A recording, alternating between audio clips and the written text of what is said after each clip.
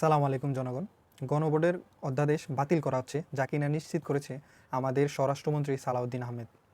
তো এখন খুব সংক্ষিপ্তভাবে জেনে নেওয়ার চেষ্টা করব যে গণভোটের অধ্যাদেশটা কী, এবং সেটা যদি না হয় অথবা না থাকে সেটার ইম্প্যাক্টটা আমাদের সমাজে অথবা রাষ্ট্রে কীভাবে পড়তে পারে, আর এটার কোনো বেনিফিট আছে কি না সে বিষয়ে আমরা খুব সংক্ষিপ্তভাবে ধারণা নিব।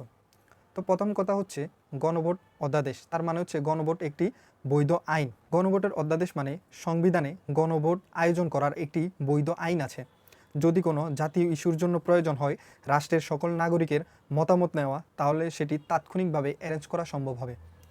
কিন্তু যদি এই অধ্যাদেশটি আজকে বাতিল করা হয়, তাহলে আগামীতে আর গণভোটের যে সিস্টেম বা অ্যারেঞ্জ করার যে বিষয়টা সেটার সম্ভব হবে না। কেন হবে না?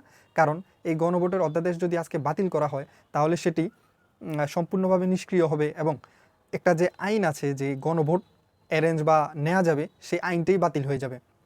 তখন আর এটি সম্ভব হবে না। যদি আমরা আবারও গণভোট চাই, তাহলে সংবিধানে এটা নিয়ে প্রস্তাব তুলতে হবে, তারপরে সকলের মতামতের ভিত্তিতে সংবিধানে আবার গণভোট নামক এই আইনটি আবার সংযুক্ত হবে। তারপরে একটা গণভোটের আয়োজন করা যাবে, এর আগে করা যাবে না।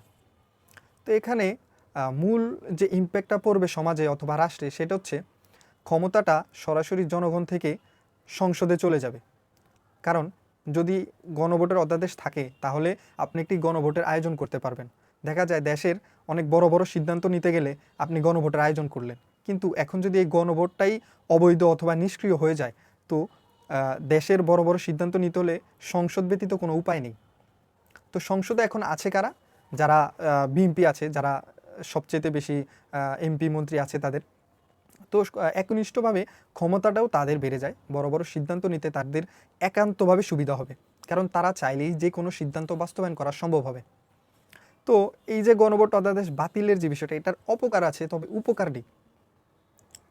আমি বুঝাইতে পারছি কিনা? এটার উপকার কোনো উপকার নাই, শুধু অপকারই আছে। কারণ এতদিন যদি কোনো রাষ্ট্রীয় বা বড় কোনো ইস্যু থাকতো, আপনারা গণভোট চাইতে পারতেন। যদি এখন সেটা অধ্যাদেশটা বাতিল হয়, এখন আপনারা আর গণভোট চাইতে পারবেন না, কারণ এটা আইনিভাবে অবৈধ হয়ে যাবে। কারণ এটা যে সংবিধান আছে, সে সংবিধান থেকে খসে পড়বে। তো এই বিষয়ে আমি অনেক শঙ্কিত যে বিএনপি এই যে বাতিল করবে এটা নিশ্চিত করলো, এটা কোন যুক্তিতে? আমি এটার কোনো যৌক্তিকতা পাইনি, নিজেও দেখতেছি না। যদি আপনাদের কাছে এটার কোনো যৌক্তিকতা থাকে, তাহলে আমাকে জানাবেন। আল্লাহ হাফেজ।